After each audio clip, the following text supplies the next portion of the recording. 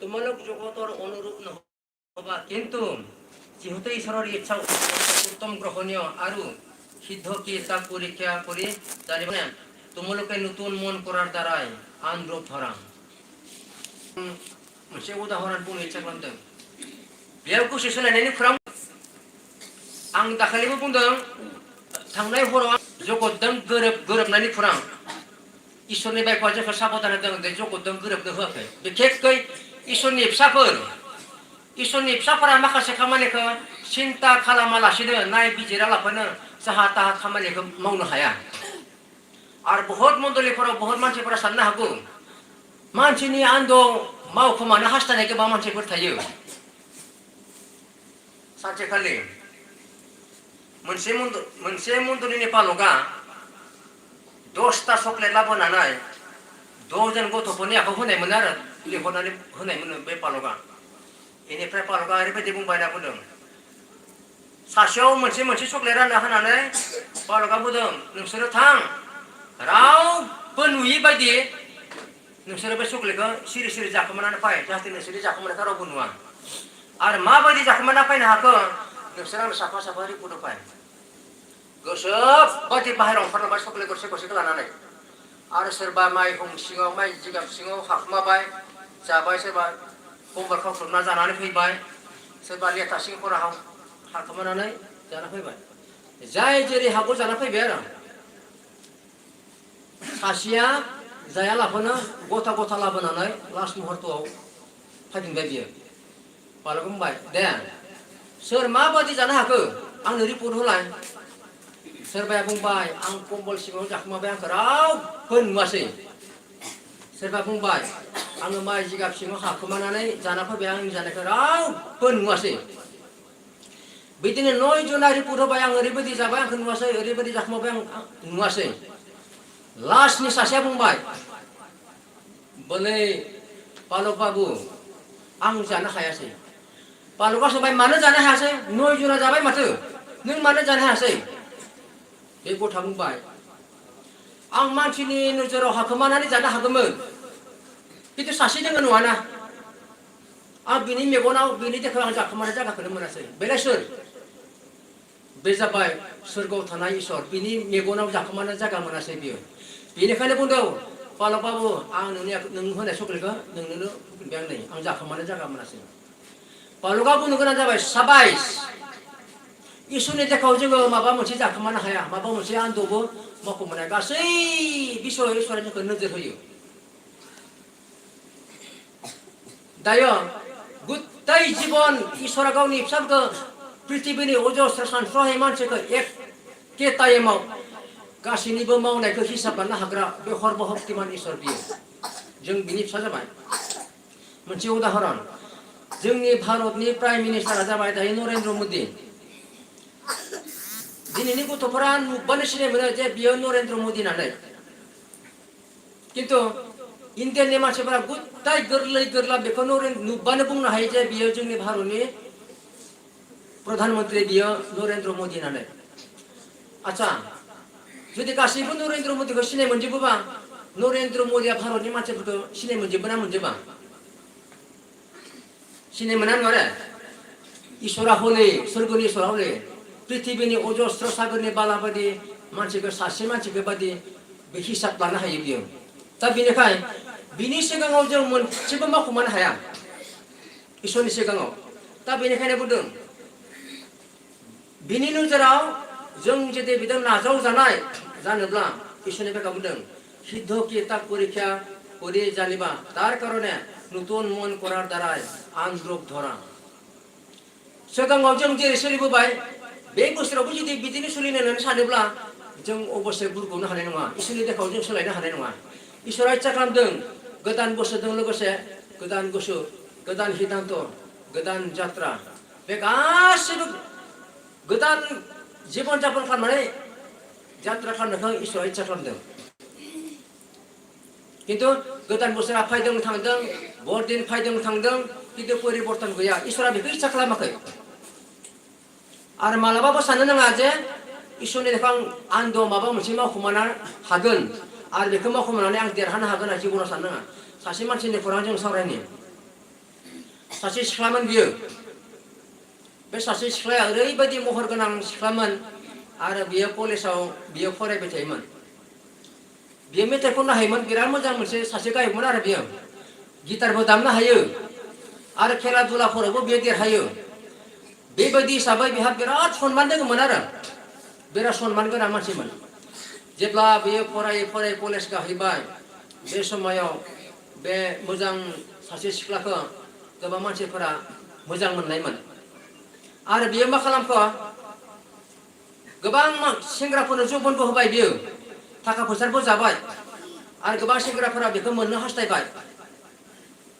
किन्तु बिनि जौबन होनाया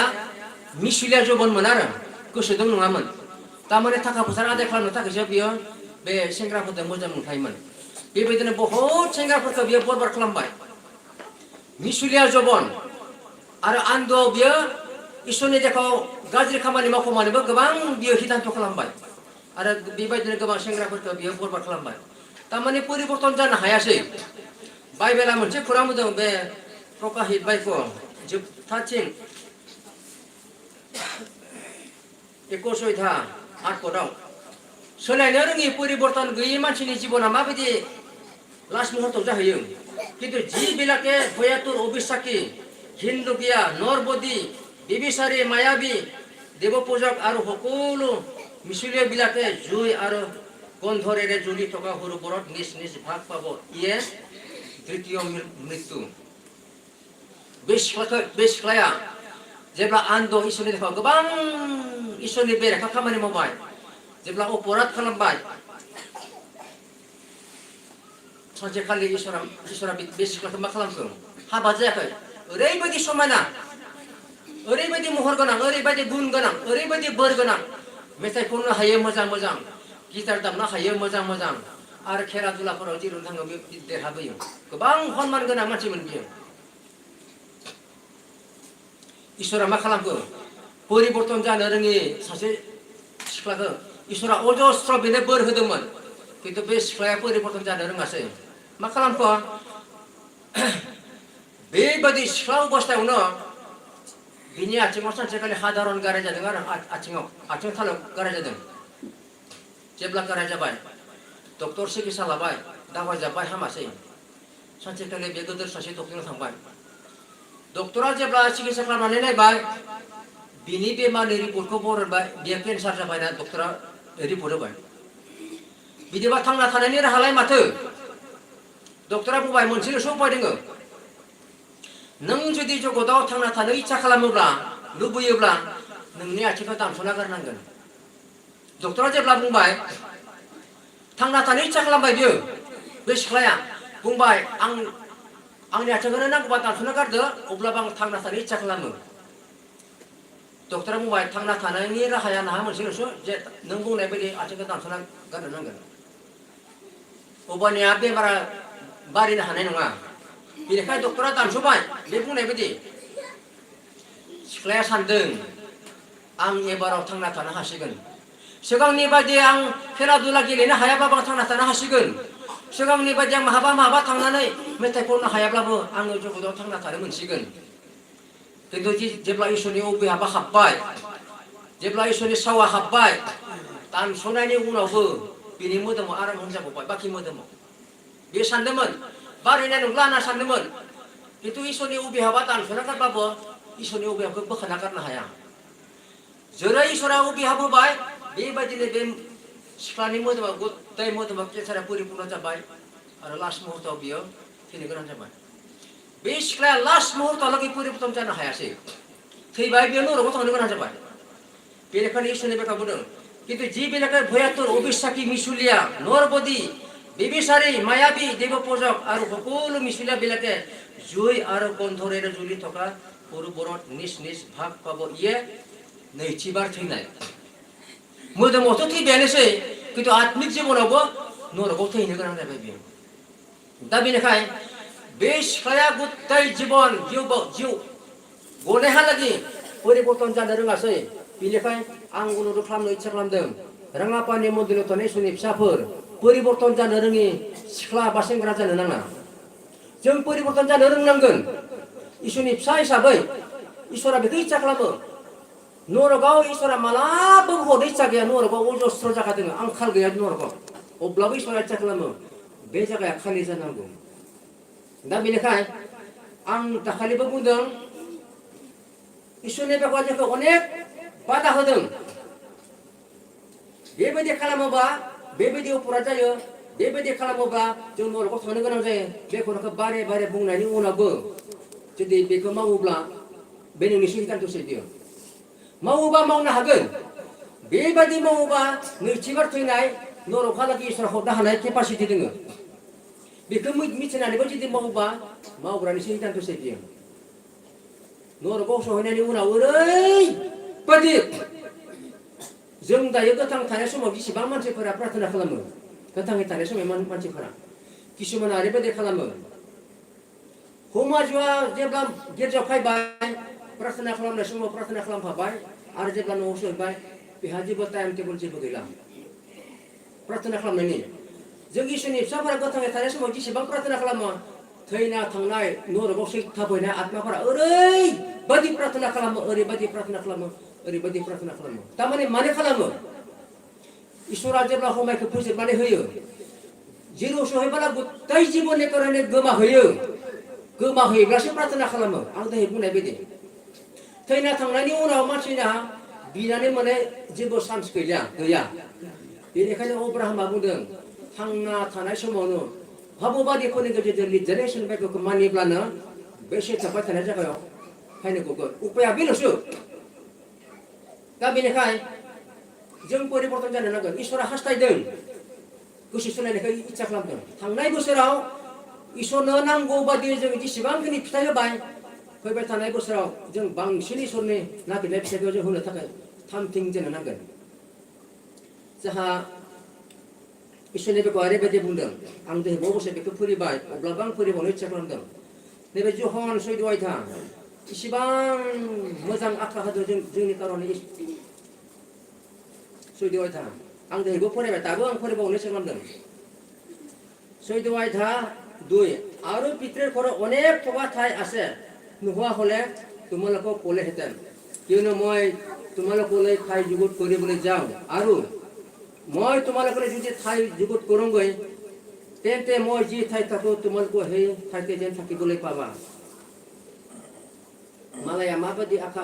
होदों आं मिथिया दाखालि आं जि मण्डलियाव बरदिनाव दङमोन बेयाव प्राय 4 इन्सि मानसि दङमोन आरो जाहा जिसुखौ मोनि मानसि आंखौ पालकाबो लाखिबाय आरो बे 4 इन्सि मानसियाबो बे पालकनि न'खरावनो थाबाय थारमाने पालकनि न'खरावनो थांखादों बे पालकनि खुरमा जों उन्दुबाय फुङाव जेब्ला सिखारनानै जोंनो साहा होदों फुङाव जोङो 4 मानसि सावरायलायबाय आरो आं ओरैबायदि सोंदों जा बाथौ भाइफोरनिफोर दै बिसोरो हामा नङा मोजां जा बाथौ भाइफोरनिफोरा ओरैबायदि मोजां इसोर खुलुमो